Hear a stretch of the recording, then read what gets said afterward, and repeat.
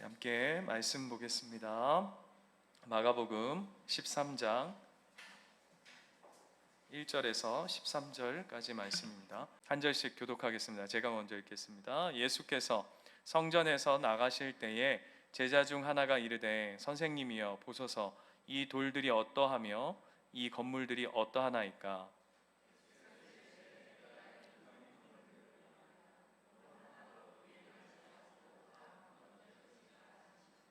예수께서 감람산에서 성전을 마주 대하여 앉으셨을 때에 베드로와 야고보와 요한과 안드레가 조용히 묻되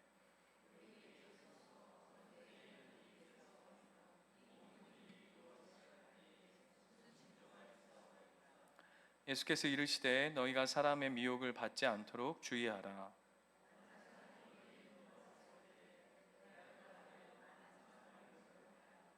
난리와 난리의 소문을 들을 때에 두려워하지 말라. 이런 일이 있어야 하되 아직 끝은 아니니라.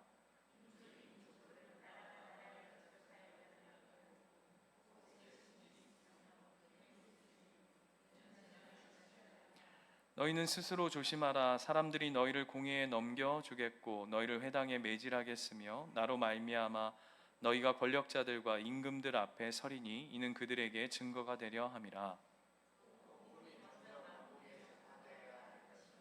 사람들이 너희를 끌어다가 넘겨줄 때에 무슨 말을 할까 미리 염려하지 말고 무엇이든지 그때에 너희에게 주시는 그 말을 하라. 말하는 이는 너희가 아니요 성령이시니라.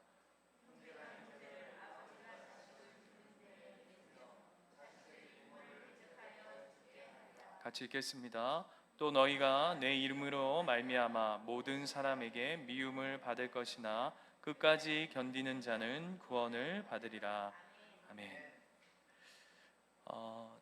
초등학생이 시험 문제가 이렇게 출제됐답니다. 여러분은 어떤 것을 보고 웅장하다고 생각하는지 한 가지만 써보세요. 이렇게 이제 초등학교 시험 문제 이렇게 했는데 어떤 초등학생이 네 글자로 이렇게 썼답니다.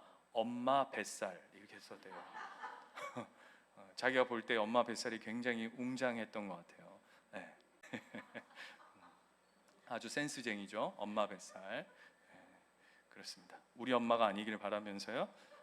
오늘 말씀을 이어가면 오늘 13장 1절에 제자들이 아까 그 초등학생은 엄마 뱃살 웅장한 엄마 뱃살을 받는가 본데 오늘 13장의 제자들은 성전의 영광과 성전의 그 웅장함 앞에 굉장히 압도당하면서도 그러면서 그들은 굉장한 감탄을 하고 있는 모습들을 보게 되어집니다. 그래서 1절에 보시면 그것을 예수님한테 나누고 있죠. 그 당시 유대인들은 이 성전이 주는 그 자부심, 그들이 가지는 그 자부심은 어마어마했던 것 같아요. 특별히 여러분 이 당시에 예수님 계셨던 이 당시에 그 이스라엘 예루살렘에 있는 이 성전은 두 번째 성전이죠. 그죠? 그 정도는 아시죠? 첫 번째 성전은 솔로몬의 성전이었고 그것이 다 그 이방인들에게 다 회파되어지고 그 다음에 이제 두 번째 성전으로 헤롯, 그래서 그 성전의 별명이 무엇이었냐면 헤롯 성전이라고 일컬음을 받았습니다. 그런데 이 헤롯 성전이라고 하는 이 성전은 특징이 있었는데 그 특징이 뭐냐 하면 이 헤롯이 두 번째 짓는 성전인 만큼 이 안에는 정치적인 어떤 묘수들이 다 담겨져 있었어요. 왜냐하면 그가 그 유대인, 정통 유대인이 아니었고 어디 사람이었죠? 헤롯 사람이 에돔 사람이었어요. 그러니까 이제 반쪽짜리 유대인이죠. 반쪽짜리 유대인. 그러다 보니까 늘 그 걸리는 게 뭐냐 하면 저 사람은 정통 유대인이 아니야 라고 하는 그런 시험거리, 그래서 그들이 가지고 있는 그 한계점들을 보게 되어지죠. 일본 오사카시에 가면 도쿠가와 이에야스가 지은 오사카 성이 있습니다. 여러분 혹시 가보신 분 계십니까? 그렇죠.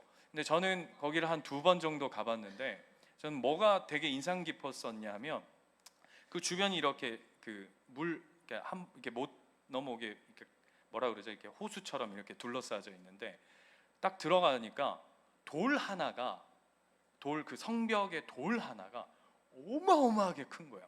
이런 벽돌 정도가 아니라 그냥 진짜 그 속으로 어떤 생각이 들었냐면 저걸 어떻게 옮겼을까? 그런데 그 오사카 성이 가지고 있는 그 스토리가 있는데, 도쿠가와 이에야스가 처음에 오사카 성을 지었을 때는 좀 규모가 작았습니다. 그러다가 도쿠가와 이에야스가 그 성을 빼앗겨요. 그래가지고 오늘 본문처럼 그 오사카 성이 다 무너집니다. 그랬다가 다시금 이에야스가 그 성을 빼앗아 가지고는 거기다 다시 짓습니다. 근데 다시 지을 때 그 도쿠가와 이에야스의 매일마다 그 성을 짓는 그 사람들 앞에 했던 이야기가 뭐냐면 더 크게, 더 깊게, 더 높게 이거였어요.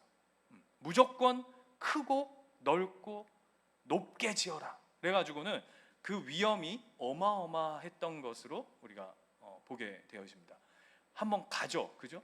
이렇게 얘기만 하지 말고 오사카를 한번 가서 그 위험이 어떤가를 한번 보는 것도 괜찮을 것 같습니다. 그러면서 도쿠가와 이에야스를 묵상하는 게 아니라 우리는 이제 성전을 묵상하면서 그런 은혜들을 나누면 좋겠어요. 그런 것처럼 도쿠가와 이에야스 성과는 비교할 수 없을 만큼 그 당시 예루살렘 성전이 굉장히 아름다웠던 것 같아요. 그러니까 누가 보기에도 그랬냐면 제자들이 보기에도 하나님을 모시는 성전이 이 정도는 돼야지라고 하는 생각들이 굉장히 팽배해 있었던 것 같아요. 그리고 그 당시에 여러분 그 역사적으로 아시지만 그 이 후대에 그 예수님께서 돌 위에 돌 하나가 남김없이 무너지리라라고 하는 것이 실제로 일어나죠. 그죠? 어느 황제 때 그런 일이 벌어지냐면 시작은 네로 황제 때인데 어떤 일이 벌어지냐면 로마에서 그 유대인들이 세금을 내라 했더니 세금을 안 내는 거예요.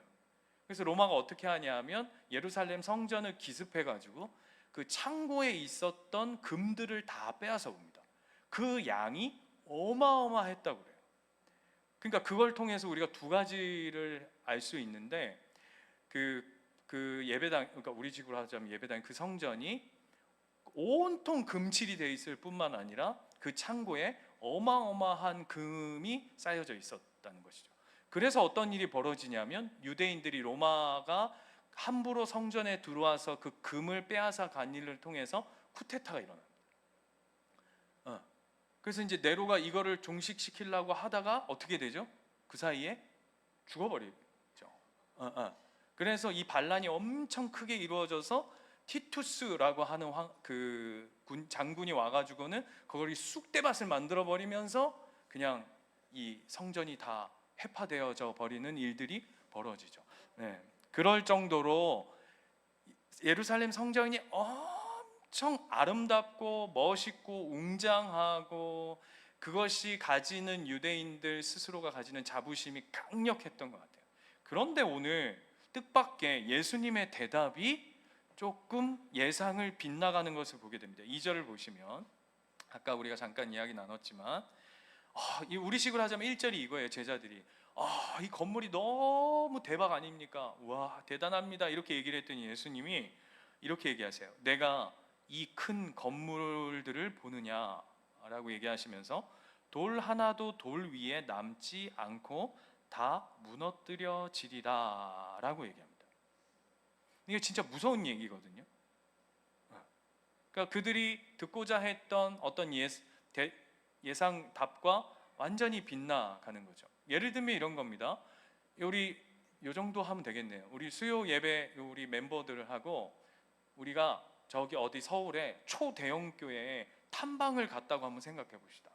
초대형 교회, 서울에 있는 초대형 교회. 뭐 여러분 각자 생각하는 어떤 교회들이 있겠죠. 어마무시한 막 들어서는 것 자체, 그 예배당에 딱 들어서는 것 그 자체로 그냥 그 막 웅장함이 쫙 밀려 들어오는. 제가 S 교회에 그 첫 신입으로 딱 갔을 때 저희가 이제 그 투어 하거든요. S 교회도요. 그 교육자들 이렇게 투어해요. 예, 뭐 나중에 보면은 별것도 아닌데 그거 왜 투어하는지 모르겠는데 아무튼 투어를 하는데 그중 투어가 뭐냐면 본당 이 강대상 위에 서봅니다.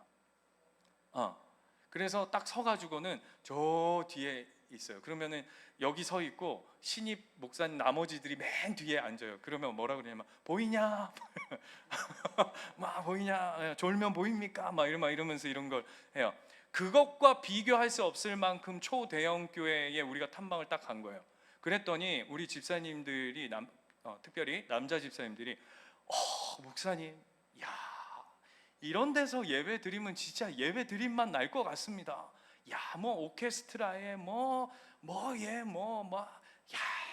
우리 예수님께는 막 코딱지만한데, 야, 이게 너무 멋있지 않게 여기서 예배 드리면 그냥 들어서는 것 그 순간부터 은혜가 막 쏟아질 것 같습니다. 막 이런 저한테 막 이런 씨알도 안 맥힌 소리를 막 이렇게 하는 거죠.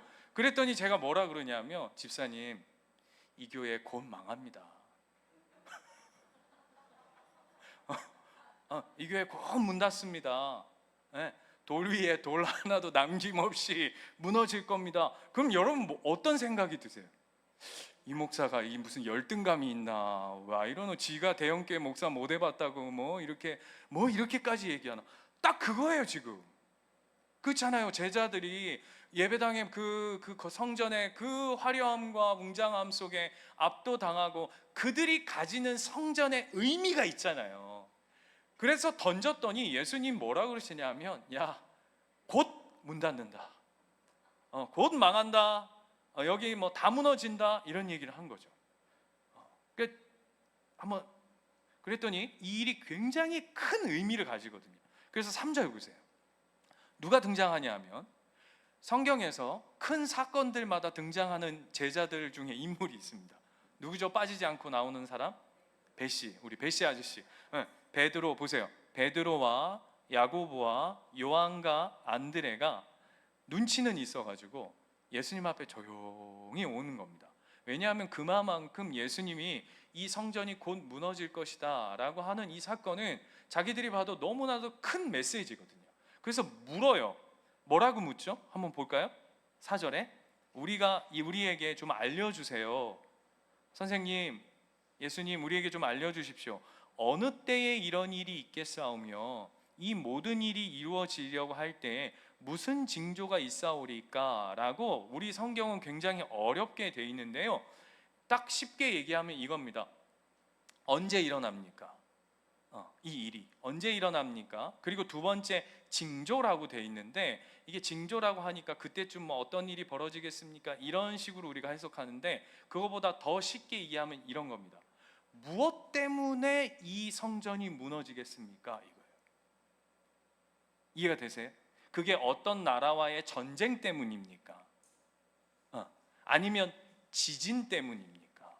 무엇 때문에 이 성전이 도대체 무너지는 겁니까? 라고 제자들이 예수님 앞에 구체적으로 묻는 거죠. 그랬는데 이것이 무너진다, 성전이 무너진다 라고 하는 것은 이와 같이 이 제자들에게 어떤 의미가 있냐면, 단순히 그냥 다른 의미가 아니라 끝이라는 거예요. 종말. 그래서 보세요, 본문을 이게 끝과 이 마지막 때와 연결되어져 있는 것을 보게 되어져요. 왜냐하면 너무나도 큰 사건이거든요. 왜? 여러분 보세요. 솔로몬이 지었던 첫 번째 성전, 그것이 이스라엘 백성들에게, 유대인에게 가지는 영적인 의미와 그 가치는 우리가 제가 덧붙이지 않아도 여러분 너무나도 잘 아실 거예요. 그래서 그 첫 번째 솔로몬의 그 영광이, 그 하나님의 영광이 어떻게 보면 무너졌죠. 그죠? 그랬다가 오랜 시간이 걸리고 하나님께 돌아와라, 하나님께 돌아와라, 하나님께 돌아와라 해서 드디어 건축적인 의미로는 다시금 재건해서 그 성전이 섰단 말이에요. 이해가 되세요? 그 숱한 세월이 있지 않았습니까? 그 성전이 무너져서 포로로 잡혀갔다가, 여러분 잘 아시는 것처럼 느헤미야, 에스라, 이런 수많은 사람들이 그 성전의 회복을 위해서 평생을 들이고 대를 넘어가면서 우리 조상이 못했던 그 일들, 또 그래서 성벽을 세우고 또 그것도 다 이루지 못해서 그 다음 거 세우고 이런 오랜 역사 속에서 겨우 재건해가지고 회복의 은혜를 누리고 있는데, 그게 다시금 무너진다고 하는 것은 이스라엘에게 있어서는 이제는 끝이다. 이 정도는 이제 세상의 끝날이 되어야 있을 법한 일들이다라고 이 제자들이 봤을 때도 인식을 한다는 거죠. 예를 들면 이런 겁니다. 제가 제가 잘 아는 분이 이렇게 섬기셨던 교회가 있어요. 용인에 있는 한 교회인데, 이 교회가 불이 나가지고, 불이 나가지고 4층 건물이었는데 불이 나가지고 완전히 교회가 전소해 버렸어요. 그냥 교회가 진짜 말 그대로 그냥 홀랑 타버렸어요. 그랬더니 딱 두 가지 반응이 나오는 거예요. 어떤 반응이냐? 예수 안 믿는 분들은 불 나면 웃으시는 분은 무슨 말인지 아시죠? 불 나면 그 다음 어떻게 되죠? 잘 산다 이런 얘기가 있어가지고 막 이러는데, 정작 그 교회가 다시금 서질 못하는 거예요. 왜 그런가 봤더니 그 불이 나서 교회가 전소해버린 그 일을 어떻게 스스로가 해석을 하냐 하면, 하나님이 우리 교회에 대해서 이렇게, 어떤 의미인지 아시겠죠? 별로 이렇게 탐탁치 않게 생각하시나? 이런 스스로들. 그러면서 막 목사님하고 성도들 사이에, 또 성도들과 성도들 사이에 네가 잘못한 것 때문에 그런 거 아니냐, 목사가 뭐 구린 게 있는 게 아니냐, 뭔가 하나님 기뻐하시지 않는 일이 있는 게 아니냐, 막 서로 막 이런저런 막 옥시각시 막 하더니 교회가 점점 불나고 잿더미가 된 것처럼 이게 훅 타가지고는 훅 꺼져 버리는 것들을 봤어요. 그러니까 왜냐하면 어떤 사건 속에 담겨져 있는 의미가 있기 때문이죠. 의미. 오늘 이 제자들이 그냥 성전이 무너진다라고 하시는 이 예수님, 다 돌 위에 돌 하나도 남김없이 무너질 것이라고 하는 것이 그냥 건축적인 의미에서 무너진다는 차원이 아니라 이것 안에는 분명한 어떤 영적인 의미가 있구나라는 것을 제자들도 캐치한 거죠. 그래서 물었던 것이 언제입니까? 그리고 어떤 일을 통해서 이런 일들이 벌어질 겁니까? 라고 하는 것에 예수님이 어떻게 대답을 하시냐면, 한번 보세요. 5절부터 이렇게 얘기하세요. 징조에 대해서 어떤 일 때에 이런 일이 벌어지냐? 라고 하면서 5절, 6절을 보시면 첫 번째가 뭐냐면, 거짓 선지자들의 미혹을 조심하라, 이렇게 얘기해요. 그죠? 그러니까 쉽게 말하면 뭐라는 거죠? 그 징조가 거짓 선지자들이 일어난다 라는 게 첫 번째. 그리고 두 번째, 8절에 가면 뭐라고 합니까? 민족이 민족을, 나라가 나라를 대적해서 일어나겠고. 이게 무슨 얘기죠? 전쟁이라는 얘기죠. 네. 그리고 뭐가 있대요? 그 다음에 지진이 있고, 뭐가 있다고요? 기근이 있어요. 그리고 세 번째가 9절 보시면, 너희는 스스로 조심하라. 사람들이 너희를 공의에 넘겨주겠고 너희를 회당에 매질하겠으며 나로 말미암아 너희가 권력자들과 임금들 앞에 서리라 라고 얘기하는데, 이게 무슨 얘기입니까? 핍박받는 때가 온다는 거죠. 그죠? 그리고 마지막 12절, 형제가 형제를, 아버지가 자식을 죽는 데에 내주며 자식들이 부모를 대적하여 죽게 하리라 라고 하는 이런 배교가 벌어지기 시작합니다.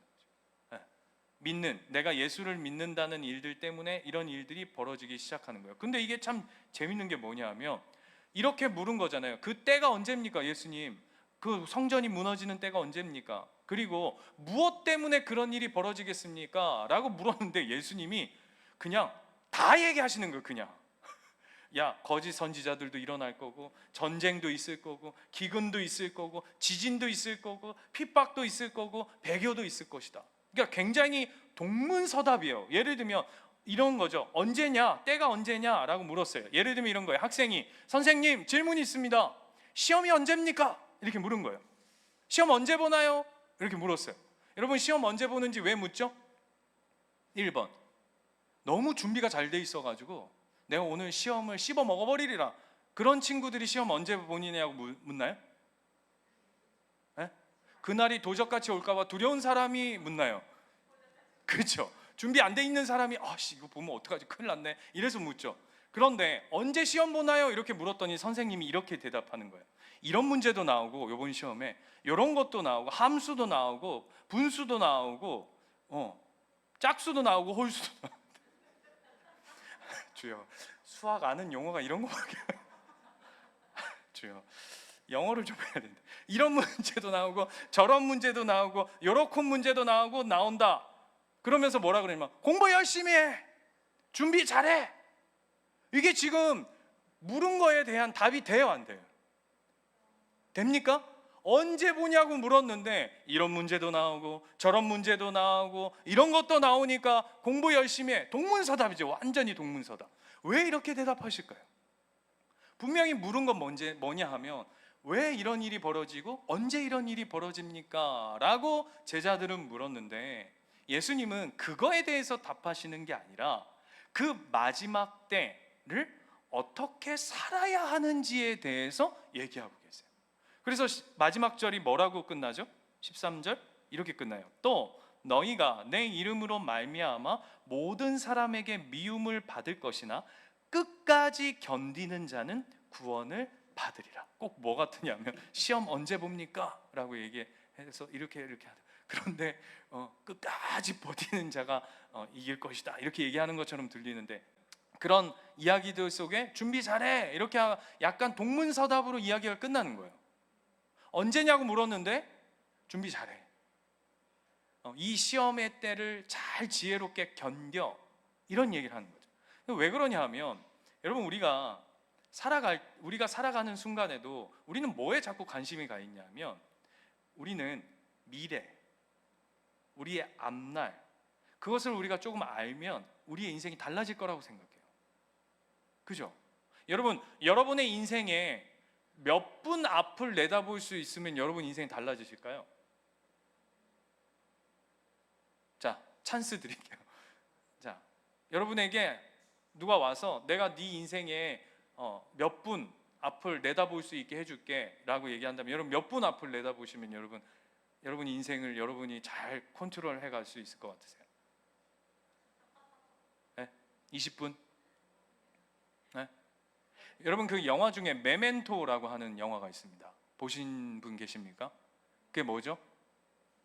그 아내가 죽는, 집에 강도가 들어가지고 아내가 죽는데 그 다음날 자기가 강도한테 이렇게 마지막 장면이 뭐냐면 이렇게 몽둥이 이렇게 머리 팍 맞아요.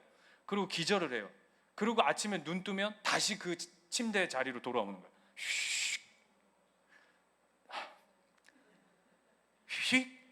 그리고 또 또 반복. 그 하루가 또 반복돼. 그리고 강도 들어가지고 아내는 죽고 자기는 뒤통수 맞아가지고 다시 휘디딕. 이게 무한 반복인 거예요. 무한 반복. 그래가지고 자기가 알잖아요. 자기 인생의 결론을. 그래서 그걸 한번 벗어나 보려고 아내를 어떻게든 살려보고 자기 집에 강도 안 들게 하려고 이 주인공이 막 그 사이에 있는 그 시간틈, 하루라고 하는 시간틈 속에 별짓을 다 하는 거예요. 별짓을 막. 그래도 불구하고 늘 결론은 계속 되돌린 거예요. 이게 메멘토라고 하는. 그럼 우리가 하는 착각이 뭔지 아세요? 우리 인간이 가지는 엄청난 착각과 오류가 뭐냐면 내 인생을 내가 몇 분 미래를 보거나 앞서가며 오늘 이 제자들이 얘기하는 것처럼 내 앞으로 일어날 일, 그것을 내가 어떻게 조금 알면 그것을 내가 대비하고 내 인생을 내가 스스로 컨트롤해 갈 수 있을 것이라고 착각하는 삶 속에 우리는 놓여져 있는 거죠. 예수님이 택도 없는 소리 하지 마라 라고 얘기해요. 여러분 예수님이 하신 이야기 중에 유명한 이야기 그거 또 있죠.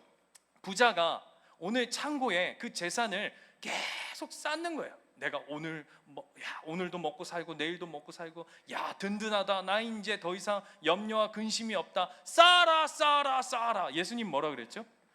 어리석은 자요, 오늘 밤에 내가 네 삶을 취하면, 네 생명을 취하면 네 창고에 그 많은 재산이 누구 것이 되겠느냐? 예수님 이렇게 물어요. 여러분 우리는 우리가 10년을 내다보고, 여러분 무슨 미래 과학 뭐죠? 미래 과학자, 무슨 예측자, 무슨 경제학자, 수많은 사람들이 미래에 관해서 막 예측하고 짱구 돌리고 해서 우리가 삶의 형편이 조금이라도 나아지거나 인간이 인간다운 삶을 살아가고 있습니까? 안 그렇잖아요. 우리가 우리 스스로의 삶을 컨트롤할 수 없음을 보여주고 있는 거죠. 그래서 예수님이 이렇게 대답하시는 거예요. 뭐라고요? 때와 어떤 일, 사건을 통해서 그 일이 벌어지겠습니까? 라고 하는 것에 예수님 뭐라고 답하시냐면 다시금 13절로 돌아가 볼게요. 이렇게 얘기하시는 거예요. 또 너희가 내 이름으로 말미암아 모든 사람에게 미움을 받을 것이나 끝까지 견디는 자는 구원을 받으리라. 이렇게 얘기하면서 그 다음에 11절 한번 보세요. 사람들이 너희를 끌어다가 넘겨줄 때에 무슨 말을 할까 미리 염려하지 말고. 네가 미리 염려해봤자 달라지는 게 전혀 없거든. 무엇이든지 그때에 너희에게 주시는 그 말을 하라. 말하는 이는 너희가 아니요 누구시라고요? 성령이시니라 라고 얘기하면서 예수님이 우리에게 주시는 해답이 뭐냐 하면, 너희가 붙잡아야 하고 너희에게 지금 중요한 성전이 무너지고 그 모든 것이 너의 마지막 때를 살아가는, 지금 우리에게 동일한 메시지인 거죠.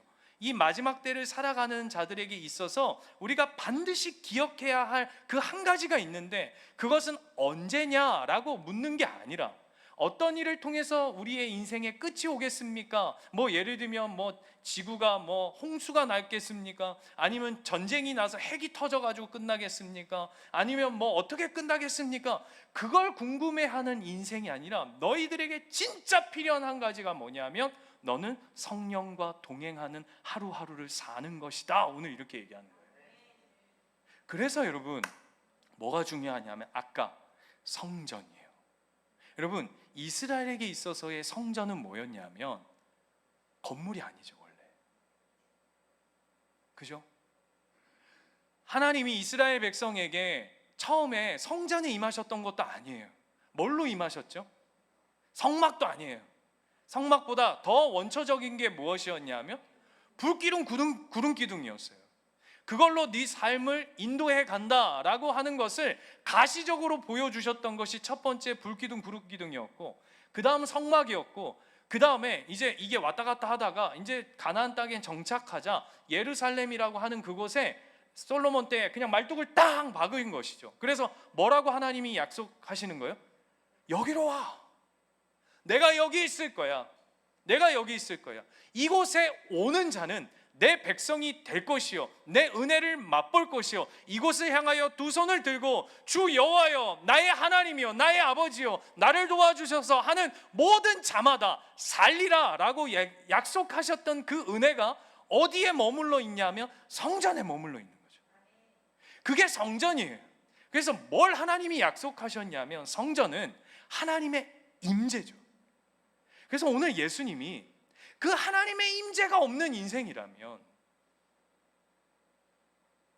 네가 아무리 화려한 건물이고 거기에 막 금칠을 하고 무슨 다이아몬드 칠을 하고 뭔 짓을 해도 아무 소용이 없다. 그건 결국 돌 위에 돌 하나도 남김없이 무너져야 할 일이다 라고 얘기하는 거예요. 결국 여러분 우리의 인생의 핵심은 뭐냐면 임재예요. 그분과 함께하는 그분의 임재를 사모하며 기다리는 삶인 거죠. 그래서 여러분 그 사도행전 1장 6절 8절도 이걸 그대로 옮겨가요. 그대로 제가 한번 읽어드릴게요. 사도행전 1장 한번 띄워주시겠습니까? 1장 6절에서 보시면 이렇게 되어 있어요. 그들이 모였을 때 예수께 여쭈어 이르되 주께서 이 나라를 회복하심이 이때니까. 똑같이 때를 물어요. 그죠? 예, 예수님 승천하시기 바로 직전의 이야기예요. 그랬더니 이르시되 때와 시기는 아버지께서 자기의 권한에 두셨으니 너희는 니들 신경 쓰지 마라 이렇게 얘기하시는 거예요. 그건 하나님 아버지 알아서 하실 거야. 그러면서 그 다음 말씀 보세요. 8절 같이 한번 읽어볼까요? 시작. 오직 성령이 너에게 임하시면 너희가 권능을 받고 예루살렘과 온 유대와 사마리아와 땅끝까지 이르러 내 증인이 되리라 하시니라. 이것의 핵심이 뭡니까? 너는 언제가 중요한 게 아니야. 그건 하나님께 맡겨. 네가 구해야 할 것은 뭐예요? 성령의 충만과 하나님의 임재야 라고 얘기하는 거예요. 여러분 우리가 마지막 때를 살아가는 그리스도인이 하나님 앞에 구해야 할 것은, 하나님 언제 오십니까? 우리가 어떻게 피해야 합니까? 이 땅 가운데 뭐 시험 볼 때 쪽지 뭐 이렇게 족보라도 하나 내려주십시오 이런 식의 신앙생활을 하는 게 아니라 오늘 하루하루를 하나님과 동행하면 이 시간들의 연속으로 하나님 나라와 연결되어져 가는 거죠. 네. 이게 너무나도 중요한 거예요. 그래서 여러분, 찬송가 어디 갔어요? 찬송가 438장, 여러분 잘 아시는 내 영혼이 은총 입어, 3절이 어떻게 되는지 한번 잘 들어보세요. 높은 산이 거친 들이 조막이나 궁궐이나 뭐죠? 그 다음에 내 주 예수 모신 곳이 그 어디나 하늘나라 할렐루야 찬양하세 내 모든 죄 사함 받고, 그 다음 다 같이 주 예수와 동행하니 그 어디나 하늘나라. 뭐가 중요하다고요? 어디가 중요한 게 아니라고요. 언제가 중요한 게 아니라고요. 하나님과 동행하고 하나님의 임재가 있는 그 어느 곳이든 하나님 나라라. 그 이야기 하는 거예요. 여러분, 어떤 집이 좋은 집입니까? 그럼 어떤 집이 좋은 집이에요? 여러분 집은 좋은 집이세요? 목사님, 뭐 그 말이라고 합니까? 우리 60평 삽니다. 우리 집 좋은 집. 웃기고 계십니다. 여러분, 어떤 집이 좋은 집입니까? 예? 예수님과 함께하는 집, 그렇죠? 맞습니다. 아니, 좋은 사람과, 사랑하는 사람과 함께 있는 곳이 좋은 집 아닙니까? 아무리 막 집에 들어서면 에메랄드가 막 깔려 있어요. 막. 예? 그리고 집에 들어가면 대문 문 열고 집 현관까지 들어가는데 차 타고 들어가야 돼. 막 비서가 차 태워가지고 쫙, 아니면 자, 그거 치웁시다. 에스컬레이터가 깔려 있어. 쫙. 그러면 대문을 탁 열어주면서 오셨습니까? 그랬는데 집에 딱 들어왔는데 소파에 원수 바가지가 앉아 있어 이렇게. 왔냐? 이거 미치는 거죠. 이거 진짜 이거 살기 좋은 집인가요? 아니, 아무리 환경이 좋으면 뭐 하냐고요. 거기에 왼수가 같이 살면 그건 지옥이죠. 왜 웃어요? 뭐가 팍 매치가 돼서 그런 것 같은데, 그거 지옥이지, 안 그렇습니까? 아무리 환경이 좋으면 뭐 하냐고요. 거기 왼수가 앉아 있으면, 거기 마귀 사탄이 앉아 있으면 거긴 지옥이죠. 초가삼간도 무너져가는 진흙집 같은 풀조각이 띄어서 만든 집도 그것에 내 주 하나님이 함께 하시면, 오늘 찬양이 뭐라 그런다고요? 그것이 하늘나라이다 라고 오늘 성경이 얘기한다. 결국 뭡니까? 신앙은 하나님의 임재, 하나님의 은혜와 하나님의 임재가 지금 나의 삶 가운데 함께하고 있는가. 그리스도 없는 기독교라고 하는 마이클 호튼이 쓴 아주 주옥 같은 책이 있습니다. 아주 날카로워서 그 책을 읽으면 아픕니다. 제가 한 번씩 소개해 드릴 테니까. 그 책 대목 중에 이런 이야기가 있어요. 사탄이 한 도시를 완전히 장악하면, 사탄이 어떤 한 도시와 교회를 완전히 장악하면 어떤 모습이 나타날까? 여러분 한번 생각해 보세요.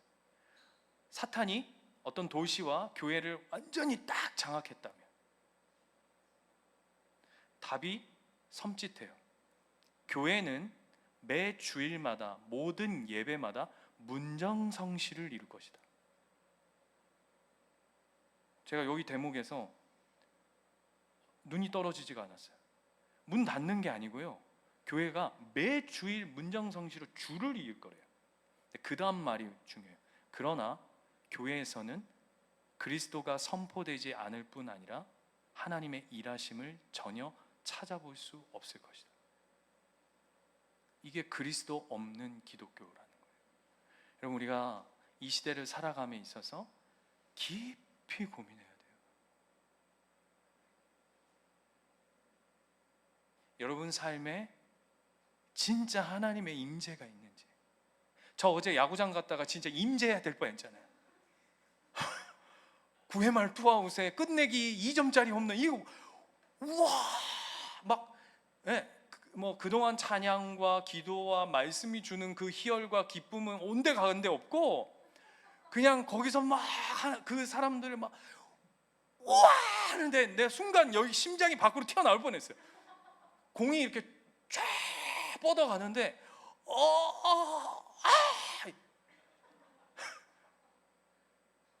그걸 보고 집으로 돌아오는 길에, 야, 내가 이 임재는 있는데